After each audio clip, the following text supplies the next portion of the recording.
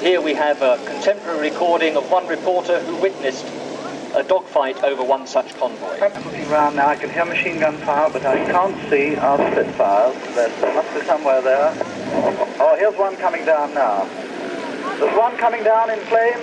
Somebody's hit a German, and he's coming down this long street. He's coming down completely out of control, a long streak of smoke.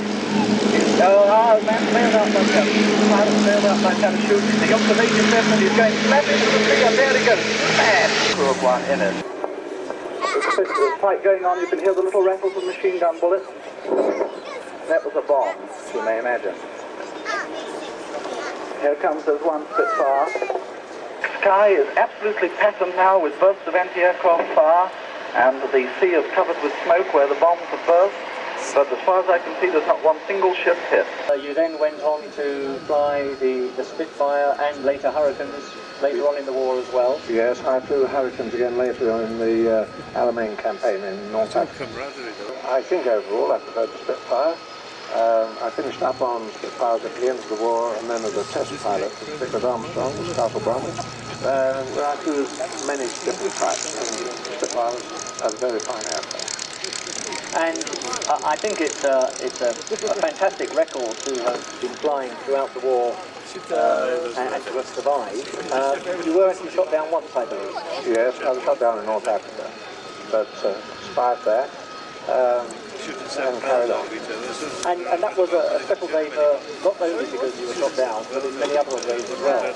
Well, it so happened to be my birthday.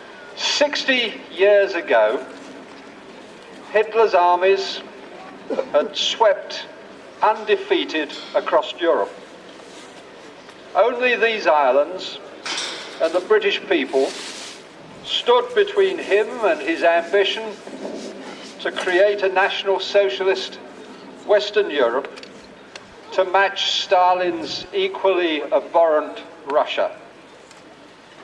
The next step was to be the destruction of the Royal Air Force. That summer, the Battle of Britain was fought. At stake, the survival of Great Britain. On this very day, as the Soviet armies swept into Poland to support the Germans, Hitler ordered the postponement of his plan to invade this country.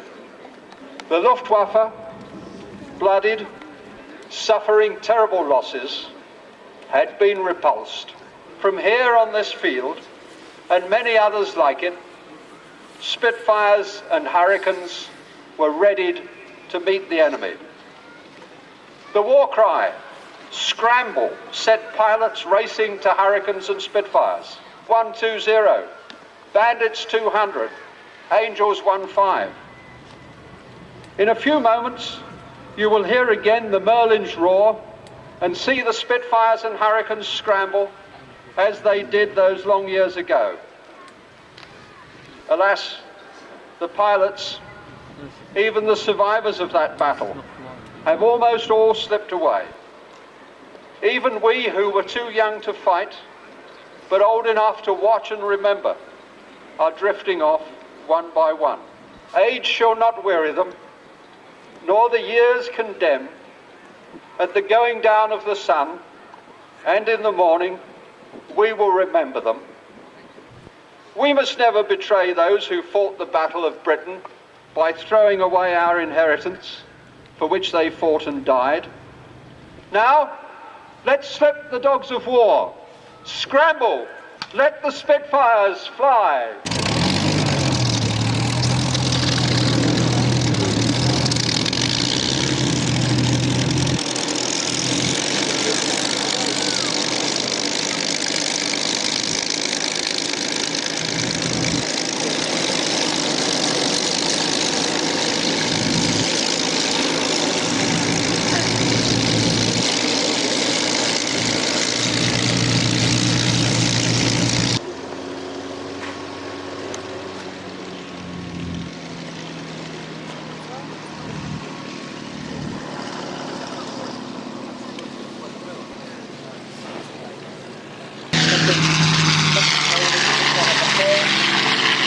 Let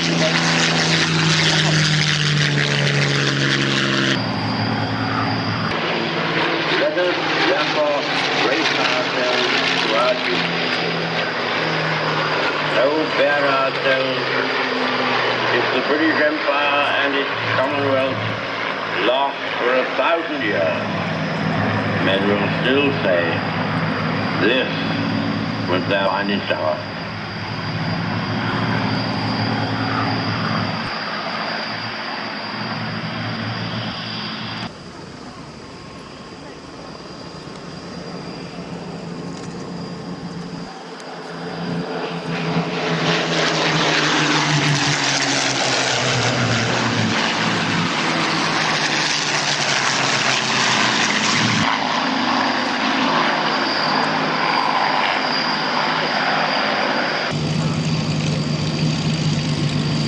The pink Spitfire that's just turned onto the taxiway now.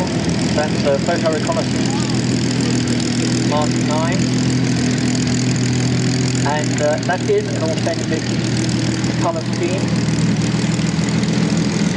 Previously the aircraft flew in number 4 squadron colours.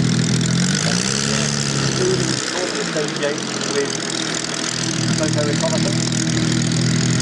And the aircraft has actually flown before with the Hurricane. They're just anchoring in now. So they were known as the black and blue pair. We will be concluding the day with another reenactment, reenacting the raid on Biggin Hill on the 18th of August. I should advise you that that will include explosions simulating the bombing raid that took place there. So you may wish to protect any children of a nervous disposition, or adults come with that. And at that point we hope to have 12 aircraft scrambled, and just as happened in those days when often aircraft were scrambled to meet up with perhaps some of the big wing standing control number 12 group. They will be meeting up with 7 aircraft who've been displaying at Goodwood this weekend. So our hope is that the final salute will be a formation display of 19 Spitfires and Hurricanes. So there we are, 4 of the F-16 later on. The next one coming up is a noisy one, so please do protect your children, friends.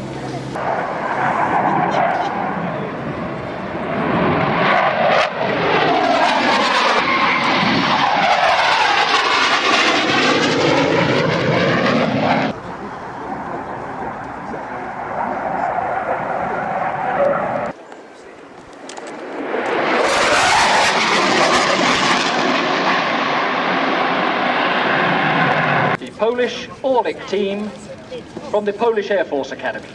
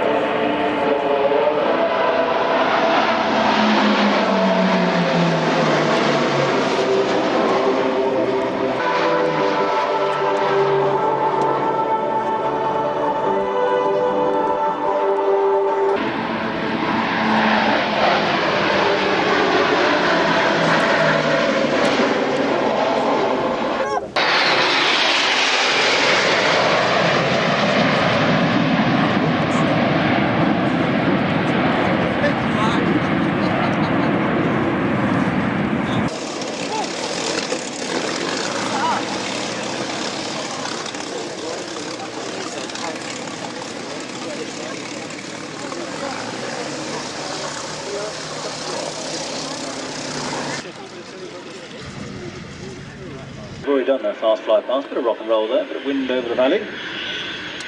Good photograph opportunity. Bob, you ready? Yes, he's ready.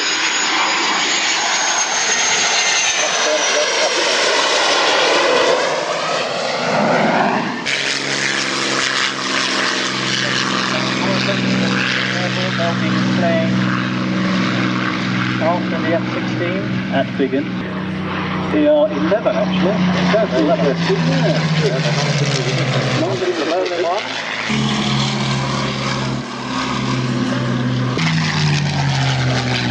Herself that one full of elliptical wing now. You notice how much thinner they are.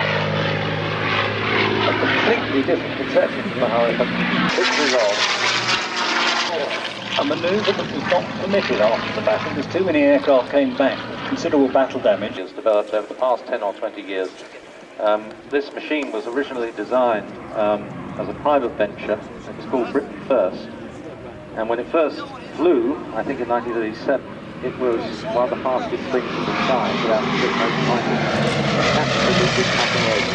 So that's what impressed you.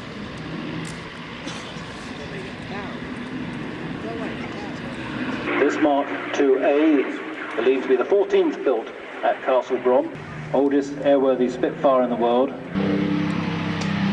flown today by Squadron Leader Clive Rowley.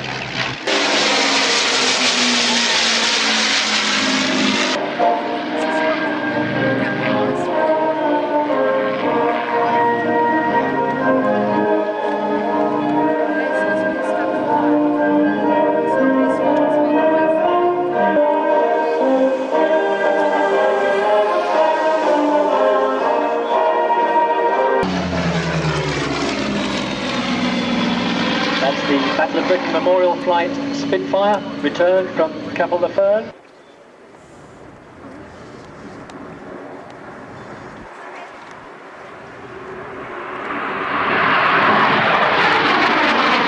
Good afternoon, ladies and gentlemen, and a very warm welcome to this afternoon's display by the Royal Air Force Aerobatic Team.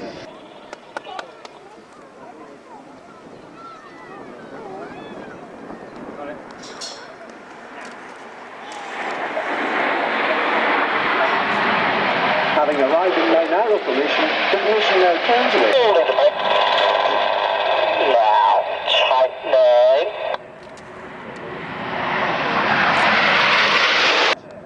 Smoke off.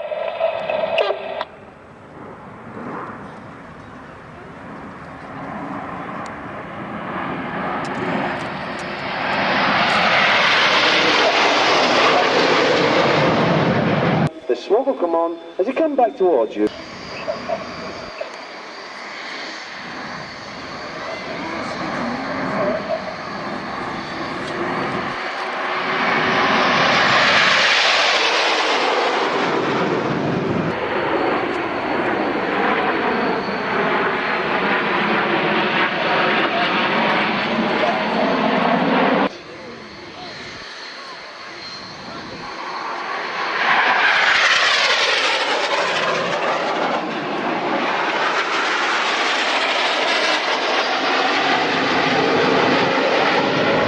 As you can see, there's a bit of a shower there, and I don't think they'll bother.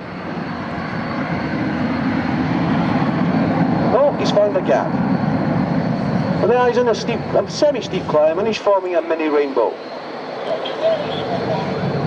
But directly in front of you now, Red 9's barreling around synchro before they split.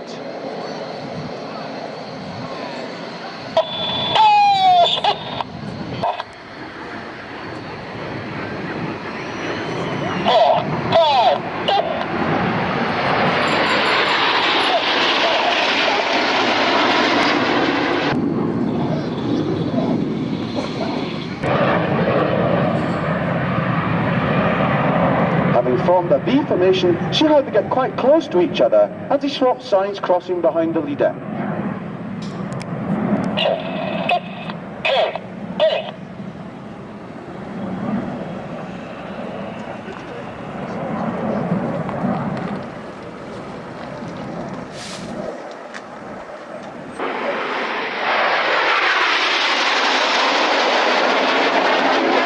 Red 6, 7 and 9 return for the spectacular corkscrew. Red 7 and 9 will counter-rotate around the smoke left by Red 6 who will be upside down. And hopefully you'll see why we call it the corkscrew.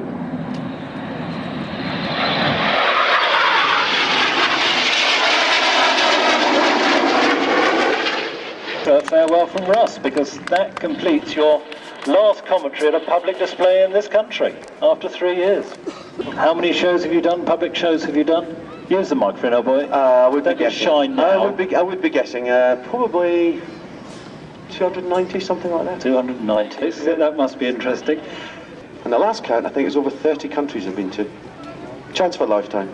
Fantastic. Russ, on behalf of everybody here who you've spoken to over the last 3 years, it's been absolutely great and a delight to work with you.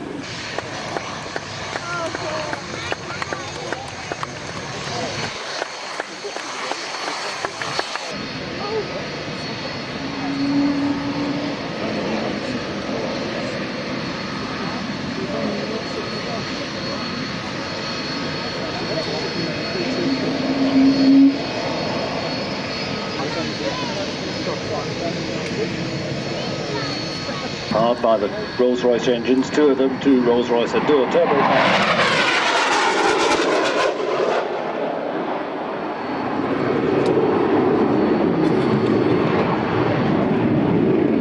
They will presently provide the Royal Air Force.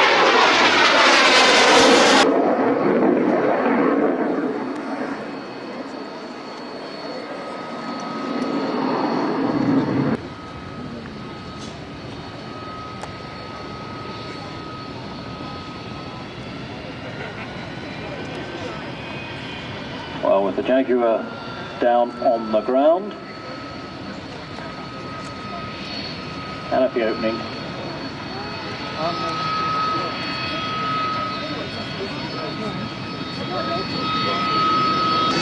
So we have a number of buffers built in now because Pete will tell you more about our final salute, but we have a number of the World War II fighters here, the Hurricanes and the Spitfires. They'll be joining up with a formation coming in from Goodwood, and of course that needs quite a bit of timing.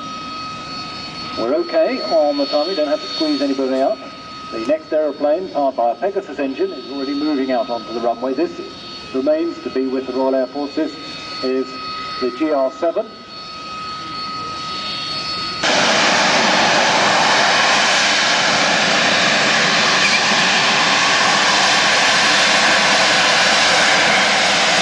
Coming into the hover.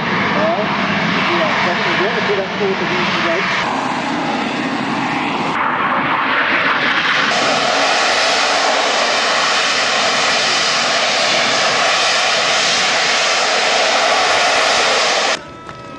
We can hear the siren has got going, and if you look out you can see the pilots are actually scrambling out to their aircraft.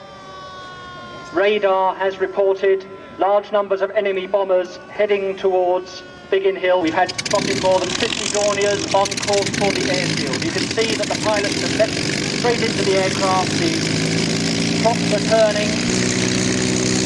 Of course in 1940 itself, Henley, Croydon, Biggin Hill, Manston and West Malling airfields were all attacked.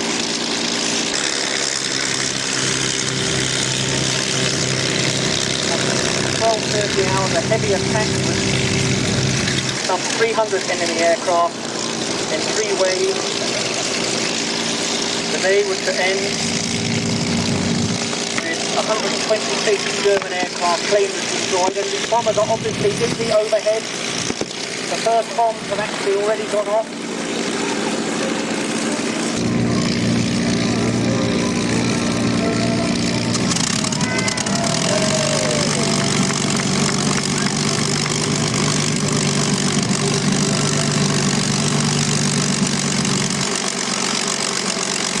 American 13 squadron and 16 Spitfires, 610 squadron were airborne to intercept the enemy. While on the ground, the anti-aircraft units of 58 heavy anti-aircraft.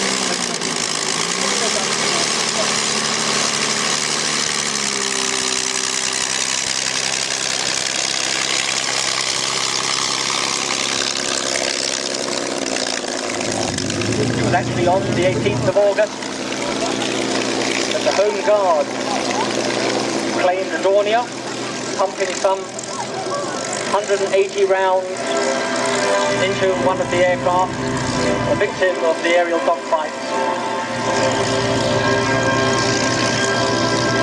And the California was to crash and leave green moments later.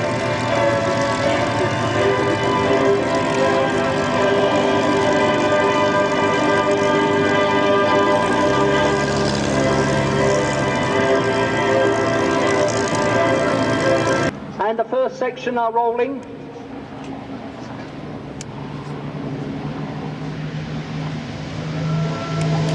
First section now airborne.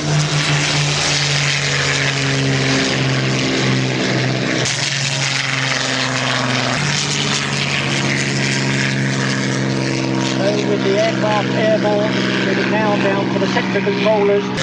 Some of them would have already left the airfield, others of them are still on their way in.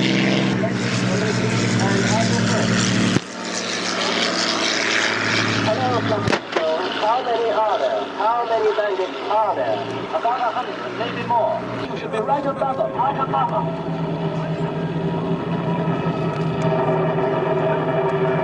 Okay, Pepper, I see you. Tally ho, tally ho. There they are. With all the aircraft airborne, if you look out straighter in front of where the smoke is, you can actually see a WAF. She's running around with red flags. It looks as if she's actually marking the delayed action bombs. So just imagine what it must have been like in those days of August 1940.